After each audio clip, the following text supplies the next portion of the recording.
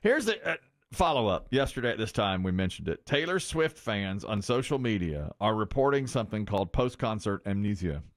And some experts are speaking about this now. They are so excited to go and see Taylor Swift that they are forgetting the concert. Once the concert's over, they're like, did I just do that? I don't remember it. You know, it's that kind of thing. And they're sober. Oh, yeah. Oh, yeah. And here's one fan talking about it. You spent almost $1,000 on a ticket, right? And you can't remember anything? It felt like so surreal. Afterwards, as we were leaving, I was like, did she play this song? I don't remember this song. I don't remember her doing that. And just little things like that. But I do remember going to the concert. Nicole Boost. She's 32. And she went to the concert in Philadelphia and says, I remember little things, but I don't remember this song or that. Well, sometimes it takes a while to process everything. I get that. Yep. Maybe. This is a neurologist who says there is that phenomenon that makes you forget big parts of things you're excited for. Emotion and memory are closely intertwined, and if you have a strong emotion, you can either heighten the memory or you can suppress it.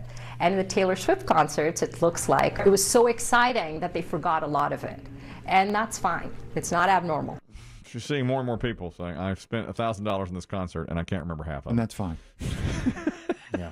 Taylor don't care. It's really weird.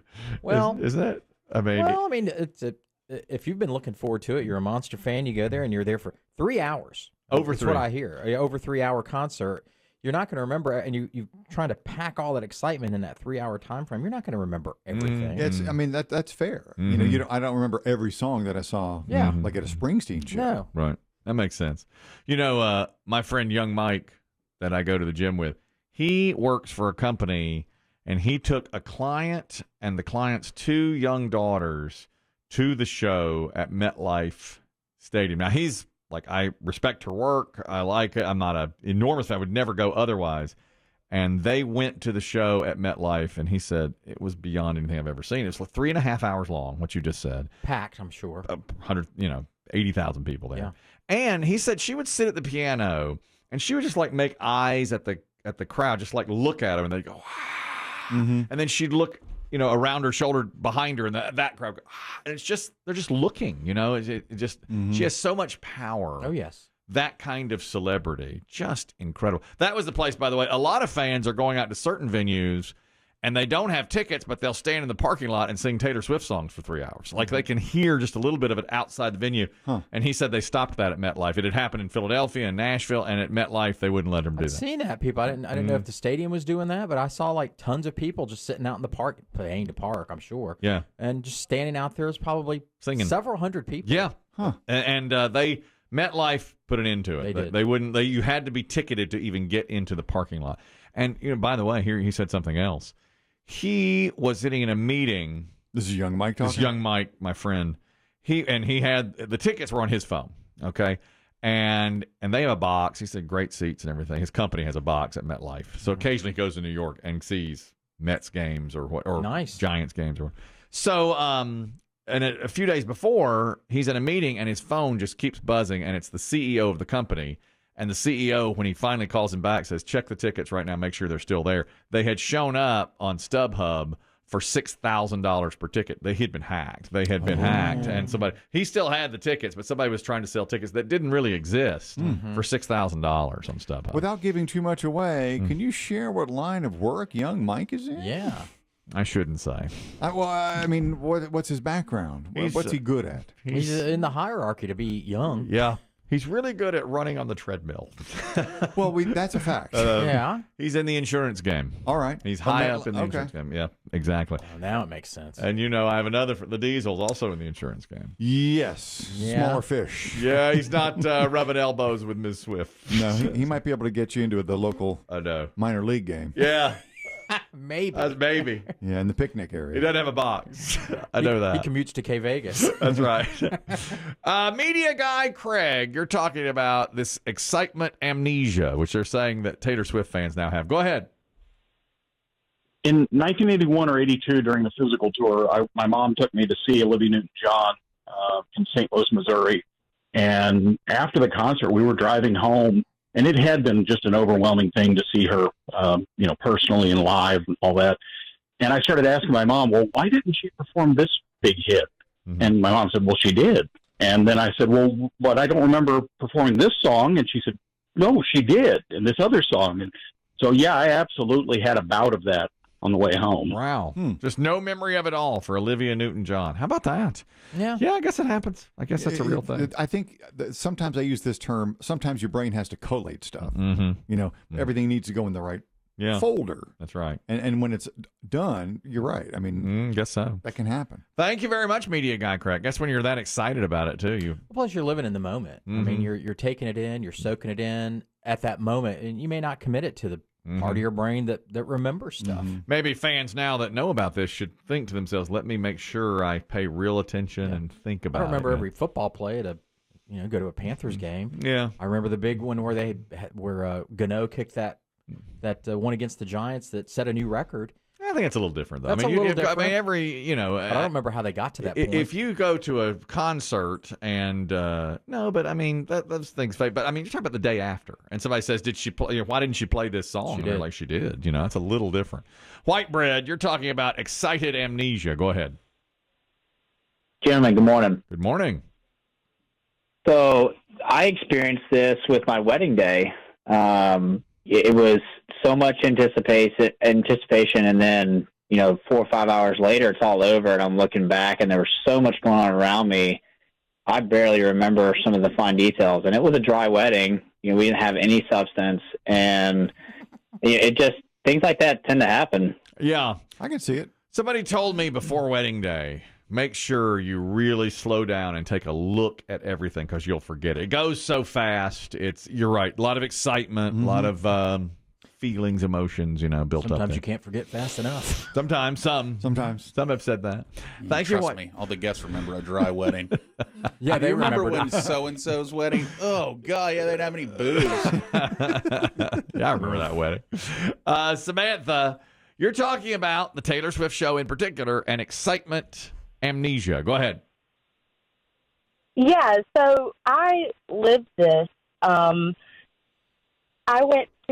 saw her night 2 in Atlanta, April 29th, and the build up to it, everything was just so, I looked forward to this concert. I lived this for probably 3 months leading up to it, just every day anticipating it. And then even in the moment, I knew what her set list was going to be. I knew the first song that she was going to sing was Miss Americana and the Heartbreak Prince. And so I have a video of it. I was videoing it, and she's got the performers come out with these big, beautiful fans and everything, and it's the intro, and then she starts singing the song. And after it was over, I looked over to my friend, a couple of songs later, and I was like, wait, she didn't sing Miss Americana. And my friend was like, yes, she did. She did. And, now I've watched the footage back, and I know she did. But yeah, I've been telling my friends this, my husband this. It's like he asked me the other night, did she have, the band on stage? And I was like, I literally can't remember. You don't know. That's a real cute case. If you can't remember it 5 minutes songs later. I mean, that is really, maybe that's more what the neurologist is talking about. That's real, amnesia there. Yeah. Aren't you surprised? I mean, that's really weird, isn't it? Yeah, I am surprised and I'm not surprised. I think when you get there, the energy in that stadium and, I remember more about the people sitting in front of me and the people sitting behind me and just the energy from the crowd, even than her on the stage. It was just, you are overstimulated. There's so much to look at, so much to see. It's like, that's right. Was it totally worth it, whatever you paid for the price of the ticket and everything? It was a great experience? Oh, it was totally worth it. As soon as it was over, I was looking for tickets to another show. Wow. Oh, how about that? What's your favorite Taylor Swift song? Gosh. My favorite Taylor Swift song ever. Wow, this is a really hard question. It is. I don't know. I'm a Reputation girly. I'm a Speak Now girly. I know what you mean. Me too, sister. I'm a Reputation girl. I celebrate his entire catalog. I tell you, It's like picking a kid. you can't Same. pick a cannot favorite. pick it. I love Bad Blood. I course you love do. Anti-Hero. Yes, you do. I'm such a fan. That's the whole thing, you know. I love WAP. I love. Wait, that's no, not her. that's not her. She didn't do what? She didn't do No, what? that's an opener for her. Did she? I forgot. I don't know. Mark, you're talking about this syndrome, excitement, amnesia. Go ahead. Back in the day when Springsteen reunited with the E Street Band, Bruce used to hold back the front 2 rows, and he would send his roadies up into the nosebleeds and upgrade people to the front row, and that actually happened to me once. Wow. And I was so excited about being, and all the you just imagine 2 rows of people that just got upgraded. The excitement was incredible, and I've probably seen him about 40 times, and that's the show that I remember the least. Really? How about that? Isn't that something? Just being wrapped up in the emotion of it, I guess. Exactly. How about that? That's what happens. Great I guess. story. Here's another one. Remember we talked recently about Ed Sheeran? Like, he's doing these things now. Ever since he won that lawsuit, Ed Sheeran now, he bought ice cream for some fans in Houston. You remember that? He went out and bought them ice cream. Yes, and did an impromptu concert on a car. On a car. Well, now, I think this was Atlanta. He went to a bar before the show and like just went in with the regular folks in the bar and bought them all a round of drinks for the next hour, the drinks from it, and then performed a few songs for him as well. We have Ed Sheeran inside the bar. So I'm in Atlanta, and I've been told that there are some breweries that are good in Atlanta, so I'm going to go to this brewery, serve some beers, play a gig, and then buy everyone in the beer garden drinks. Beers on me. For 1 hour, drinks are on me. Then he does the songs, then he goes. That's Sheeran just dropping in now. Sheeran. Remember there was a picture of the last Rolling Stones U.S. tour. The Stones would, I think, typically, or Mick Jagger would get to the city a night in advance, and he would just kind of wander out almost on his own. Right. There's a picture of him sitting alone at like a really cool bar in Charlotte, North Carolina. Yeah, and nobody recognized him. Just sitting in the beer garden. Do you think if Ed Sheeran walked in that people would recognize him? I mean, he got up on the stage and said, okay, drinks are on me. I'm Ed Sheeran, and I'm buying you beer. Yeah, sure you are. I don't know if he would be... Depends on what you're dressed in. If you just dress regular. Nobody recognized Mick Jagger. I was surprised by that nobody... If they did, they would just kind of let him be. Let him go. Yeah. Oh, they look over there and they're like, who's that old guy? I mean... Who's the old lady? It's not what you expect to see. Yeah. Who's the longer hair, wrinkles. I know. It probably depends on where you go. To Sheeran, if he goes where the young people are, they probably would say... For sure. They'd know who he is. Would you rather have tickets to the show or see him at the brewery if you had to have one experience or the other? That's a good question. I want to see him at the brewery. Me too. Yeah, I want to shake his hand, take a selfie. You want the free stuff. I want to say, oh my gosh. I mean, I don't have the tip, do I, Ed?